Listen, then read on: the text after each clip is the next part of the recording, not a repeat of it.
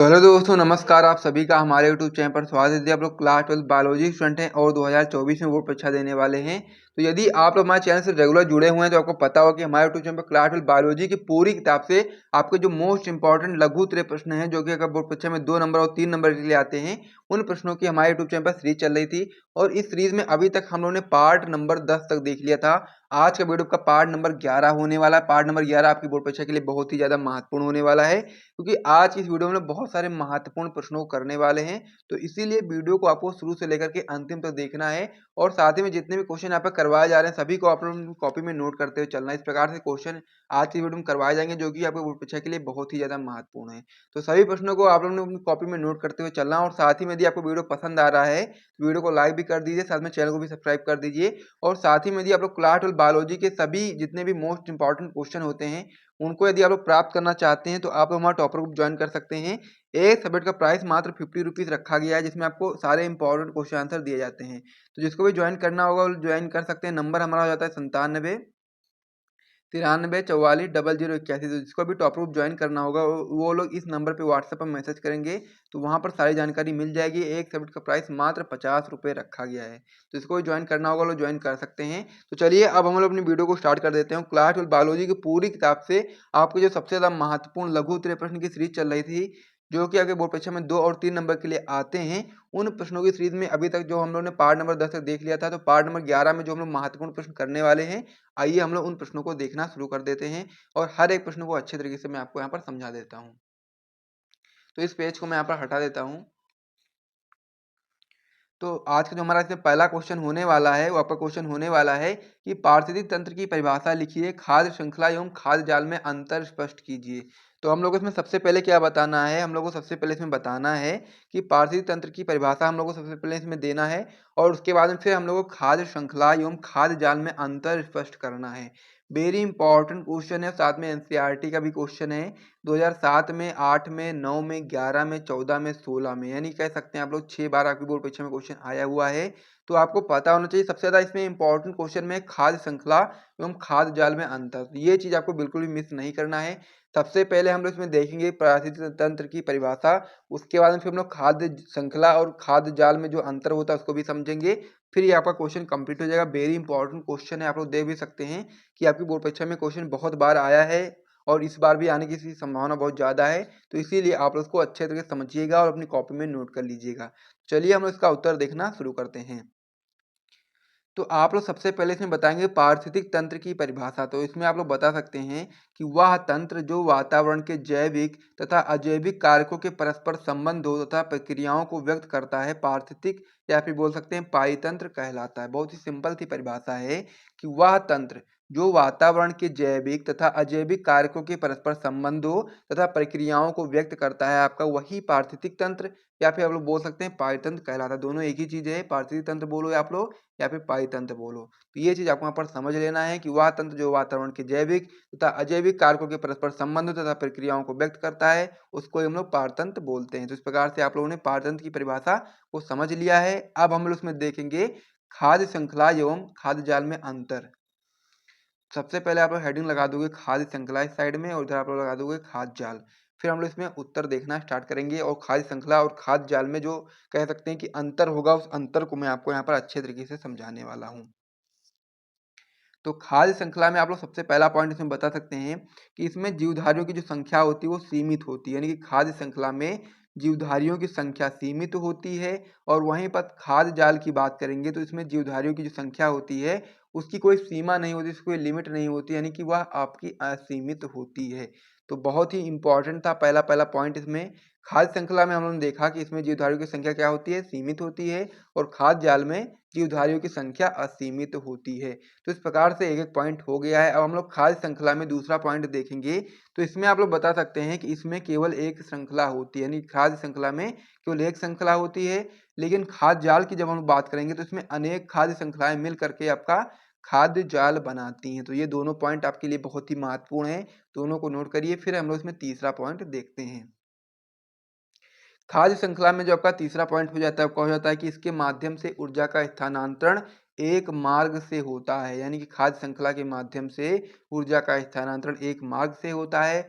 वहीं पर खाद्य जाल की बात करेंगे तो इसके माध्यम से ऊर्जा का जो स्थानांतरण होता है वह आपका अनेक मार्गों से होता है। इस प्रकार से खाद्य श्रृंखला और खाद्य जाल में जो अंतर था उसे भी आप लोगों ने समझ लिया है। बहुत ही महत्वपूर्ण क्वेश्चन था, आपके बोर्ड परीक्षा में कई बार पूछा गया, इसे नोट कर लीजिए। फिर हम लोग अगले क्वेश्चन की ओर बढ़ेंगे। तो सबसे पहले आप लोग से जो क्वेश्चन पूछा गया था, क्वेश्चन पूछा गया था कि पारिस्थितिक तंत्र की परिभाषा दीजिए तथा खाद्य श्रृंखला एवं खाद्य जाल में अंतर स्पष्ट कीजिए। तो दोनों का आंसर मैंने आपको बता दिया है, तो आप लोग इसे जल्दी से अपनी कॉपी में नोट कर लीजिए। फिर हम लोग अगले क्वेश्चन की ओर बढ़ने वाले हैं।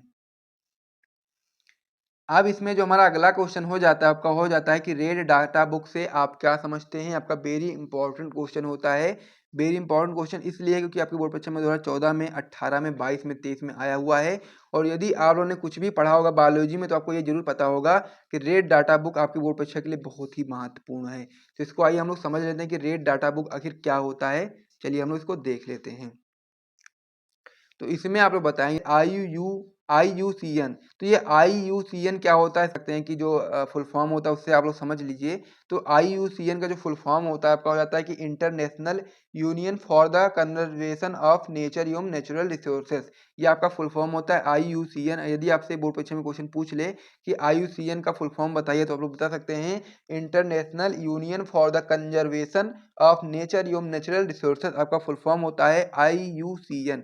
तो रेड डाटा बुक में इसका उत्तर में आप लोग बताएंगे कि IUCN द्वारा जारी एक विशेष किताब जिसमें विलुप्त, संकटग्रस्त, क्षति आशंकित, दुर्लभ सुभेद तथा अनाकलित जीव जातियों का सूचीबद्ध विवरण दिया जाता है। यानी कि इसमें जो रेड डाटा बुक होती है इसमें आपका जो विलुप्त हो गए हैं जंतु उनके बारे में यहाँ पर दिया जाता है विवरण उसका। साथ ही में जो आपके जीव जंतु जो आपके संकटग्रस्त हैं, यानी कि वो उनका विलुप्त होने का खतरा मंडरा रहा है, तो उनको इसमें लिखा जाता है, इसमें विवरण दिया जाता है।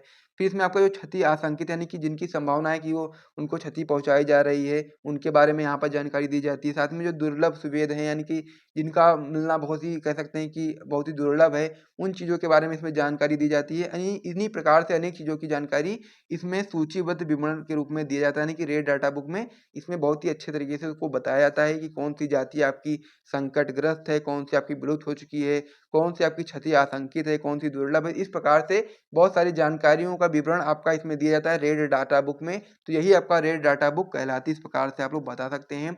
अब हम लोग इसमें देखेंगे कि रेड डाटा बुक की इसकी उपयोगिता क्या होती है, इसका क्या महत्व होता है। अब हम लोग उसको देखने वाले हैं। तो सबसे पहले आप लोग रेड डाटा बुक क्या होता है उसे नोट कर लीजिए। फिर हम लोग अगले पेज पे बढ़ेंगे और वहां पर हम लोग रेड डाटा बुक की क्या उपयोगिता होती है, क्या इसका महत्व होता है, उसको हम लोग समझने वाले हैं। तो इसे आप लोग अपनी कॉपी में जल्दी से नोट कर लीजिए। फिर हम लोग अगले पेज पे बढ़ते हैं और रेड डाटा बुक की महत्वता को समझते हैं। तो रेड डाटा बुक की जो उपयोगिता होती है इसमें आप लोग पहला पॉइंट बता सकते हैं कि ये पुस्तक लुप्त हो रही जीव प्रजातियों की जानकारी देती है। यानी कि ये पुस्तक जो होती है रेड डाटा बुक, ये आपका लुप्त हो रही यानी कि विलुप्त हो रही जो प्रजातियां हैं उनके बारे में जानकारी देती है। आगे आप लोग बता सकते हैं कि इससे हमें संकटग्रस्त जातियों के आश्रय स्थल की स्थिति का जानकारी मिलती है। यानी कि इससे हमने क्या प्राप्त होता है, इससे हमें यह जानकारी प्राप्त होती है कि जो जातियां आपकी संकटग्रस्त हैं उनके आश्रय यानी कि वो जहाँ पर रहते हैं उनके स्थल की जानकारी हम लोग को इससे मिलती है। अगला पॉइंट इसमें आप लोग बता सकते हैं कि ये हमें वर्तमान में उपलब्ध जीवों की संख्या उपलब्ध कराती है। यानी कि ये हमें वर्तमान में जो जीव उपलब्ध हैं उनकी संख्या के बारे में ज्ञात कराती है। फिर आप लोग इसमें आगे बता सकते हैं कि ये पुस्तक आंकड़ों के माध्यम से लोगों को जीव संरक्षण के लिए प्रेरित करते हैं। यानी कि उनके आंकड़े जैसे बहुत सारे जीवों के आंकड़े बहुत ज़्यादा तीव्र गति से कम होते जा रहे हैं, तो उसी के माध्यम से ये लोगों को जीव संरक्षण के लिए प्रेरित करने का कार्य करती है। तो रेड डाटा बुक आपके बोर्ड परीक्षा के लिए बहुत ही महत्वपूर्ण है और रेड डाटा बुक की परिभाषा मैंने आपको बता दी है और साथ ही में इसका क्या महत्व होता है उसे भी मैंने आपको समझा दिया है। तो इन दोनों को आप लोग नोट कर लीजिए। फिर हम लोग अगले क्वेश्चन की ओर बढ़ते हैं और भी महत्वपूर्ण प्रश्नों को अब हम इसमें देखते हैं। इसमें जो हमारा अगला क्वेश्चन हो जाता है आपका हो जाता है कि IUCN तथा WWF का पूरा नाम लिखिए। 2017 में, 18 में 2 बार आपके बोर्ड परीक्षा में क्वेश्चन आया हुआ है।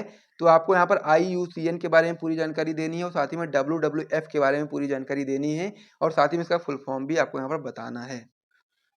तो आप लोग उत्तर में बताएंगे। सबसे पहले नंबर 1 की बात हम बात करेंगे IUCN के बारे में। तो आप लोग बता सकते हैं, पहले भी मैंने आपको बताया है कि IUCN का जो फुल फॉर्म होता है आपका हो जाता है international union for the conservation of nature एवं नेचुरल रिसोर्सेस। ये संगठन है, संगठन की स्थापना 1948 ईस्वी में स्विट्जरलैंड में की गई थी और यह आपका संगठन दुर्लभ एवं विलुप्त जातियों के संबंध में जानकारी देने का कार्य करती है।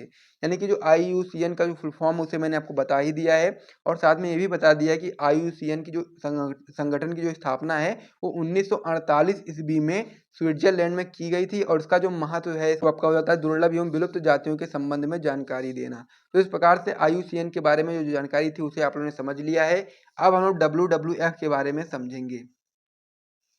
तो WWF में आप लोग बता सकते हैं कि इसका फुल फॉर्म होता है वर्ल्ड वाइल्ड लाइफ फंड या विश्व वन्य जीवन कोष, यानी कि वर्ल्ड वाइल्ड लाइफ फंड आपका होता है इंग्लिश में फुल फॉर्म, और इसी को हम लोग हिंदी में बोल सकते हैं विश्व वन्य जीवन कोष। इस संगठन की स्थापना सन 1962 ईस्वी में स्विट्जरलैंड में ही की गई थी और इसके अंतर्गत वन्य जंतुओं के संरक्षण के साथ उनके संरक्षण हेतु धन का भी एकत्रीकरण किया जाता है। यानी कि वन्य जीवों के जो जीव होते हैं उनका संरक्षण तो किया ही जाता है और साथ ही में उनके संरक्षण के लिए जो राशि की आवश्यकता होती है, धन की आवश्यकता होती है, उसका एकत्रण भी WWF के अंतर्गत ही किया जाता है। तो ये भी आपका इंपॉर्टेंट था, ये भी आपका कंप्लीट हो गया है। तो ये जो क्वेश्चन था आपका IUCN तथा WWF का पूरा नाम लिखिए, तो मैंने इसमें इन दोनों के पूरे नाम भी बताए हैं और साथ ही में इसमें जो जो चीज़ें होती हैं उसे भी मैंने आपको समझा दिया है। ये भी आपका इंपॉर्टेंट क्वेश्चन था और पूरा आंसर मैंने आपको बता दिया, इसे भी नोट कर लीजिए।